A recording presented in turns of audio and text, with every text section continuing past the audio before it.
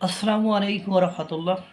এতদিন জানতাম ভারত একটি স্বাধীন সার্বভৌম রাষ্ট্র, অখণ্ড রাষ্ট্র এবং বিশ্বের সবচেয়ে বড় গণতান্ত্রিক রাষ্ট্র।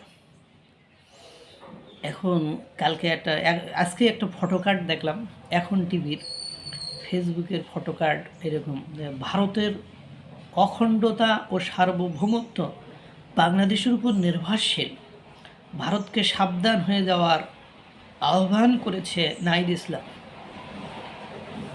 ভারতকে বিশ্বের তৃতীয় চতুর্থ শক্তিশালী, মানে বিশ্বের সামগ্রিকভাবে সব কিছু মেলায় চতুর্থ, কিছু কিছু বিষয় দ্বিতীয়, কিছু কিছু বিষয় তৃতীয়।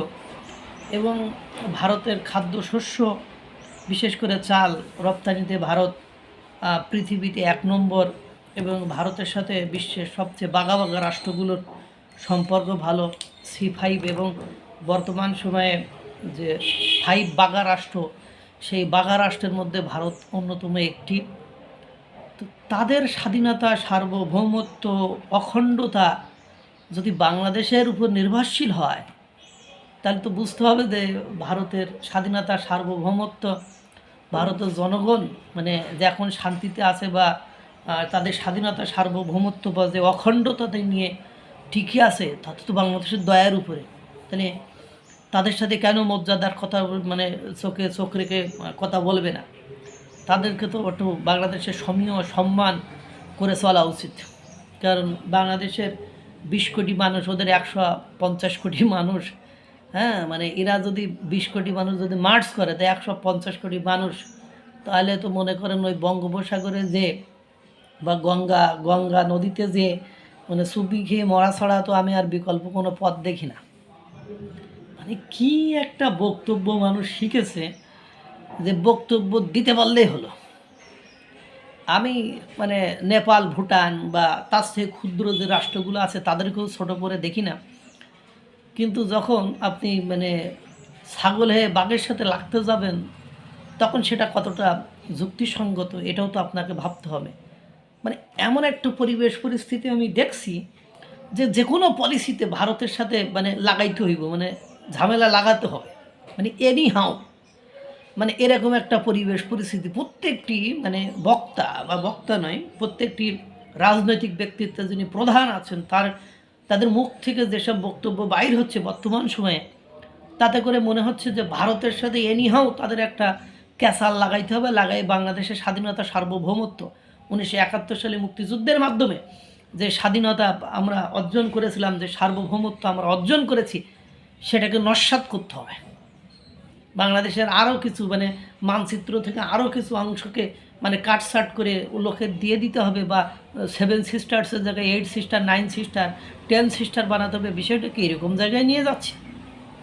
কালকে একজন বলছে যে এ করলে আপনার দেশের বিচ্ছিন্নতাবাদীদের আমরা প্রশিক্ষণ দিয়ে, তাদের দিয়ে আপনার 7 সিস্টার্সকে মানে আক্রমণ করে সেটা দখলমখল করে নেবে, বা সেটা স্বাধীনতা, সার্বভৌমত্ব নষ্ট করে দিবে।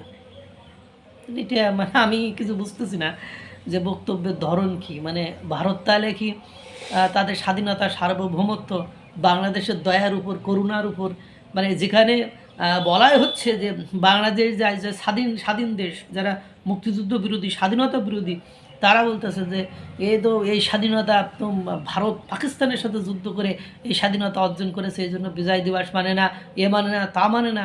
এবং কী যেন আপনার 16ই ডিসেম্বর বিজয় প্রাককালে কার কাছে কি আত্মসমর্পণ করেছে।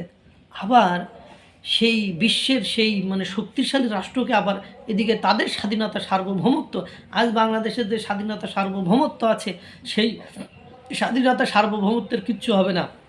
অথচ 125 কোটি লোকের দেশের পৃথিবীতে স্বীকৃত শক্তিশালী মানে ক্ষমতাধর রাষ্ট্রর স্বাধীনতা, সার্বভৌমত্ব নাকি বাংলাদেশের উপর নির্ভরশীল, এবং তাদেরকে সাবধান হতে বলা হচ্ছে, এবং তারা যেন আমাদের সাথে মর্যাদার সহিত কথা বলে, এই ধরনের হুমকি ধামকি দেওয়া হচ্ছে। মানে কী যেন একটা মানে উলট পালট 420 অবস্থা। মানে কী যে হবে আমি তো ভালো কিছু দেখছি না। মানে এইসব বক্তব্য বাংলায় দেয়, মানে সেগুলো যদি ট্রান্সলেট করে বিভিন্ন মহলে ছড়িয়ে যায়, তাহলে এর যে বিষ, এর যে বিষ বাষ্প, সেটা যে কতদূর যে গড়াবে সেটা আল্লাহই ভালো জানে। আমার মনে হয় সকলকে সংযত হওয়া উচিত, সংযত ভাষায়, উপায়ে, কূটনৈতিক ভাষায় এবং মানে আইন কানুন মেনেই কথা বলা উচিত। কারণ এগুলো আমার কাছে খুব বেশি সুবিধাজনক এবং উপকারী বলে মনে হচ্ছে না। আল্লাহ তাআলা সকলকে ভালো রাখুক, সুস্থ রাখুক। আসসালামু আলাইকুম ওয়া রাহমাতুল্লাহ।